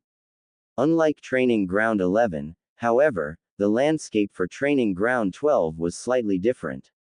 The only real difference was that 12 stretched into a forest area full of trees. As he arrived, the blonde saw Yugao and Hayate waiting. The Anbu woman had a katana strapped to her back. Since this is only a spar, there will be no kill shots, so try not to kill each other. The spar ends when I say so or when your opponent gives up. Hayate explained the rules of the spar. Yugao turned to him with a grin on her face. You could be a proctor for the exams someday. The purple-haired woman commented. Hayate didn't respond as he raised his hand. Yugao and Naruto got into their battle stances. Hayate swung his hand down to start the match. Yugao vs Naruto. Naruto quickly fled into the woods as soon as the match started. Damn it, I was hoping that he wouldn't flee into the woods. As an Anbu, Yugao was often tasked with watching over Naruto. After the incident where the blonde pranked the Anbu HQ, she was also tasked on capturing him. Like everyone else, she was unable to find Naruto anywhere in the village after the prank was committed. She had hoped he would fight her head-on. Now she either had to chase after him while running through possible traps or wait until he showed himself. She decided on option 3. Make him come out. Kaden. Hausenka no Jutsu, mythical fire phoenix technique. Yugao shot small fireballs from her mouth and aimed them at the trees. Some trees were alight from the technique, but Naruto still didn't appear. A kunai was thrown from the trees and Yugao easily sidestepped away from it. This time, 2 shurikens came whirling from her left, making Yugao run forward. Despite this action, the shurikens followed her movements. What? How is it following me? The woman mused when she saw an odd glimmer from the sun. He's using ninja wire to control the shuriken's path. Yugao grabbed her katana and severed the connection. From his hiding spot, Naruto waited for the right opportunity to strike. When Yugao turned her back on Naruto, he pounced. The Anbu woman felt a presence behind her, so she drove her left foot into the ground and spun with her right foot in the air. Her foot met a burned piece of wood and the wood shattered under the pressure. He was able to carry me just in time, but how did he get behind me? Her thoughts were interrupted when 2 shuriken attached with ninja wire came from her right and left. She ran forward only for a kunai to come straight at her face. She tilted her body to the side to avoid the flying projectile. Only her instincts saved her from the next attack. Naruto side-swiped with his blade, forcing Yugao to drop to the ground. The blonde swung his blade down but was blocked by Yugao's katana. Yugao, using her superior strength, pushed Naruto's wakizashi back. She pressed her hands on the ground and swung her feet up to her chest. As soon as her knees were over her head, her hands pushed her off the ground, allowing her body to sail towards Naruto. The boy crossed his arms across his chest before Yugao's kick hit him, the attack now landing on his arms. Naruto skidded back from the force of the kicks. He had no time to think as Yugao was already up and pressing him. The purple-haired woman swung her katana in a downward arc and Naruto blocked by raising his wakizashi with his right hand. He instantly grabbed the handle with his left hand and pulled out the small kunai. He flicked the kunai at Yugao's chest, forcing her to dodge by bending backwards. He used kawarimi to switch places with the kunai and swung his blade upwards towards Yugao's back. With cat-like reflexes, Yugao used her blade to deflect the tip of Naruto's sword. She flipped her body upright instantly and swung her sword's pommel at Naruto's right hand. The move caused Naruto's hand to tense up and he dropped his blade. The next thing he felt was Yugao's katana pressed against his neck. "I give up," Naruto said while raising his hands up. Clapping could be heard from Hayate. "I must say, you're better than I thought," the Kenjutsu user praised. Yugao put her katana back into his sheath and Naruto did the same with his wakizashi. "You almost got me, Naruto. That's something even if I'm only going at you with 25% of my full strength." Naruto's jaw dropped at the reveal. "Oh man, I thought you were going full strength the whole time." The boy commented, sad that she wasn't going all out. Hayate and Yugao laughed at his disappointment. "Naruto, if I was going full strength, you wouldn't have made it to the woods. I'm not an Anbu for nothing," the purple-haired woman explained, trying to bring up his spirits. "Naruto, I must say that performance was impressive. I would gladly train you in Kenjutsu, but I'll admit that you have some weaknesses. Although Yugao is older than you, she was able to outmuscle and outrun you when she wasn't going full speed. I know that it sounds harsh since she's an Anbu, but I think we should work on allowing you to go faster in bursts of speed and add strength training. Your stamina is good as you don't seem fatigued. You're able to make some good plans, but it seemed like you were swinging your sword wildly at times. I figured that you don't have a style, so I'll help you find one. Now I want you to explain the battle to me and why you did such things so I can help choose a Kenjutsu style that fits you," Hayate said while assessing Naruto's performance. "I usually train at the training grounds next to this one, so I'm used to the terrain around here. As you said, I don't have a Kenjutsu style, so I plan to attack with long-distance attacks. I ran into the woods, hoping Yugao-san would follow me. She didn't and tried to flush me out. I threw a kunai to get her to dodge. I then threw 2 shurikens that I attached with ninja wire and used them to direct her back to her original position. As soon as she saw the wire, I tied the wire to a tree branch. I then used kawarimi with the kunai I threw earlier and used henge to change into a kunai as fast as possible. When she cut the wire, I waited until her back was turned to attack her, but she spun around and kicked me. Luckily I was able to use kawarimi with a burnt log. I once again pulled out my ninja wire and shurikens, except this time I attached the wire to a tree trunk. I let them loose and they traveled in a circular fashion towards Yugao-san. I threw a kunai, forcing her to dodge. Once again I used kawarimi on the kunai to get behind her, but she dropped to the ground. I resumed my attack, but she did this awesome maneuver where she flipped her body up and drop-kicked me. She pressed her attack, which I blocked before pulling out my secret kunai. I threw it at her and she did the crazy matrix thing and dodged. I used kawarimi once more and aimed for her unprotected back, but she used her cat reflexes to parry. Which I can totally see why you're called cat now. Yugao-san hit my hand and made me drop my wakizashi. That ended the spar. Naruto finished speaking as he ran out of breath. Hayate and Yugao stood there assessing what they just heard. No academy student should be able to remember every part of the battle and analyze it, well, except for maybe Inara. They were very impressed with Naruto's intellect both inside and outside of battle. Yugao can see that all those pranks he pulled were essentially traps that were harmless. The way he hid and executed his traps were similar to how an Anbu was taught. Hayate then spoke to Naruto. I might have a style for you, but I'll have to look it up to be sure. Let's say we meet here once a week for training on Mondays. The male Kenjutsu user proposed. Naruto nodded and went to retrieve his supplies that he used during the spar. Yugao then spoke out loud. You've really found a diamond in the rough. He's quite impressive for one so young, but he seems over-reliant on the Kawarimi no Jutsu. Hayate shook his head. There's a reason why Yugao-chan. After all, he was trained by Kawarimi no Megami. He told her. Yugao was shocked at what Hayate had revealed. The last person Makoto helped train was the prodigy Shisui. She now knew why Naruto used that technique so much. He was probably honoring her in his own way. Later that afternoon, after freshening up, Naruto headed to the Aburame compound. He arrived at Shino's place and asked for the Aburame heir. Once Shino arrived, the blonde boy told Shino that he needed to tell him and Shikamaru something important. Shino's eyebrow quirked up, but he agreed to come with him. The duo walked to the Nara compound in silence. They arrived to see Shikamaru and Shikaku playing shogi. They all exchanged greetings with one another. Shikamaru, I need to talk with you about something important and preferably in private. Naruto said while rubbing the back of his head. Both Shikaku's and Shikamaru's eyebrows rose just like Shino's did earlier. Does he know about his tenant? Maybe the Hokage told him. Anyway, it's too troublesome to get involved.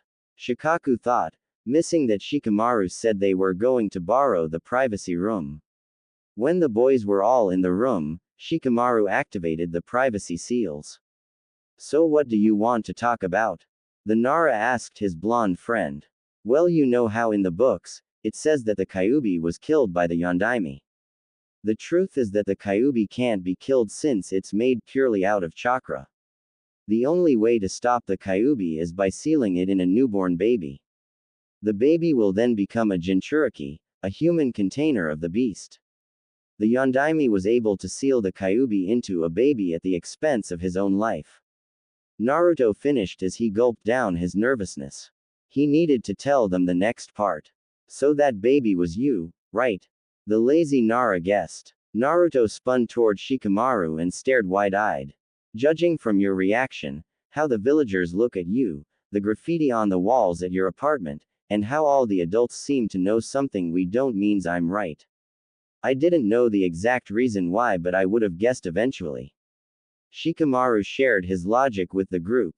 Naruto chuckled nervously. As expected of you, Shika, you really are too smart for your own good sometimes. The Jinchuriki commented. I, as well, suspected something was going on. Naruto looked to the source of the voice, Shino. My Kikaichu told me that you seem to have two different chakras. I now know the reason why. The Aburame clarified. Naruto sat there in disbelief. His own friends already sort of knew something about him was different.